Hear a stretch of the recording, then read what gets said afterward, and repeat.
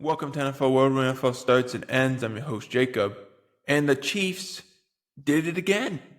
They signed one of their young talents. George Karlaftis signed a 4-year deal, $93 million, $62 million guaranteed.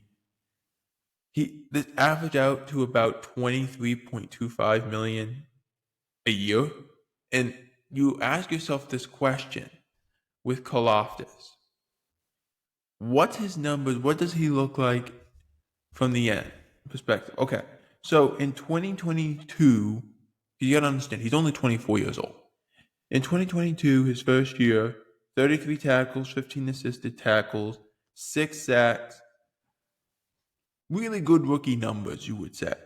In 2023, he had a much better year, 47 combined tackles, and 47 tackles, 18 assisted tackles, 10.5 sacks.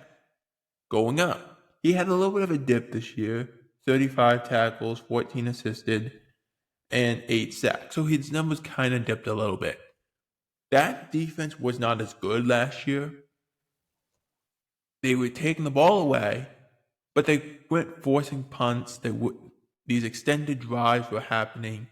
It resulted in a field goal or you punting, but the other team's across the 50 already. So it's a shorter punt. Those things were happening. But he still had a great season from numbers perspective. He still played really well. It's just the team was not as good defensively, even though that was the best part of their team was their defense. So Karlaftis is signing this 4-year agreement. 4 years, $93 million. It's actually under that market. Like, again, he got $23.25 million. I actually made sure I typed this all out. 23.25 is remarkably less. He took a lot less. Is he not the same player as a Trey Hendrickson? Yeah, he's not the same. He's not the same player. He's not the same as Micah. He's not the same as Max Crosby. He's not the same as DJ Watt. But this is also getting a younger player signed. This is a very important thing. If you get a player like a George Karlaftis, who is slowly molding into his own as a player, where he's consistently going on the rise, I guarantee you, his numbers probably this past year, he had more hits than he did sacks, probably. Because that's normally how this works. You have more hits than you had sacks. It's not because you were not a good player. You were productive. You just didn't sack the quarterback. And sometimes quarterback sacks is the most overrated stat because it means nothing. It really doesn't. Like, I'll give you the best example of this. Michael Strahan, when he broke the single season sack record, he sacked Brett Favre. Brett Favre didn't get hit though. Brett Favre just went to the ground. He just went, I'm just gonna lay down on the field, and because Michael's right there, and I'll just let him tag me down, and that's it. And that's what he did. And so that's what everyone says about, okay, sacks could be a little overrated. It's exactly what's the case. Sacks can be a little overrated at times. What's your hit rate? What's your pressure rate? What's everything going on? He has proven he's a good football player. And he's always going to be a good football player.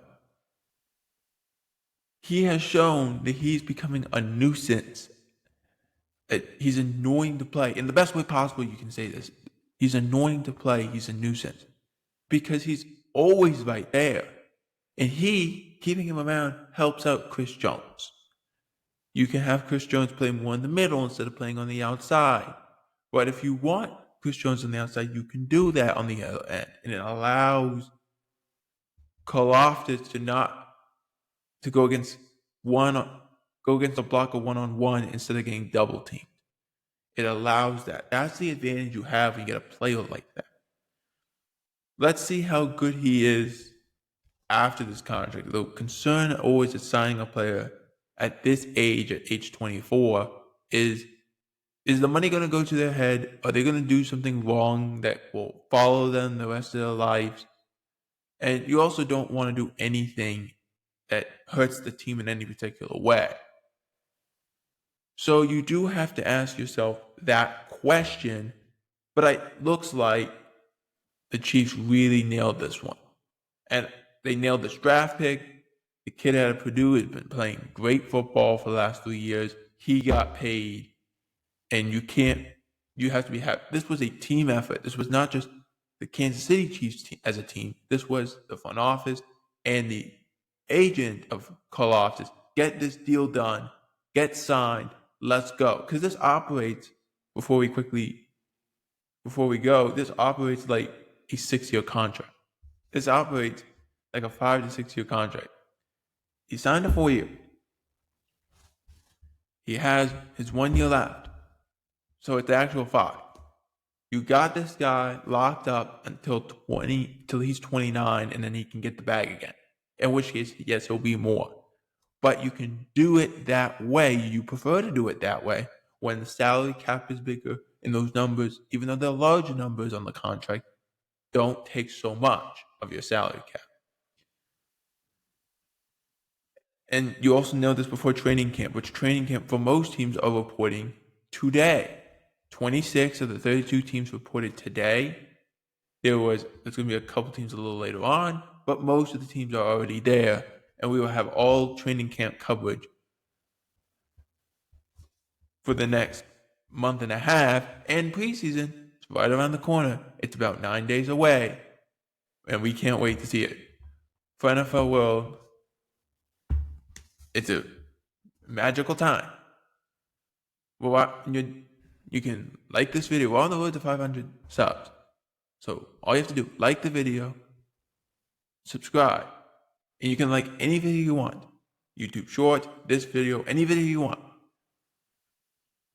All you have to do, watch the video, like it, subscribe, share the video with your friends and family, and then in the video you subscribed on, you put in the comments, subscribe. That's it. That's all you got to do. Helps us out a ton, shows us you enjoy this content, and shows us that you enjoy the NFL in general. For NFL World, I'm Jacob Hebert.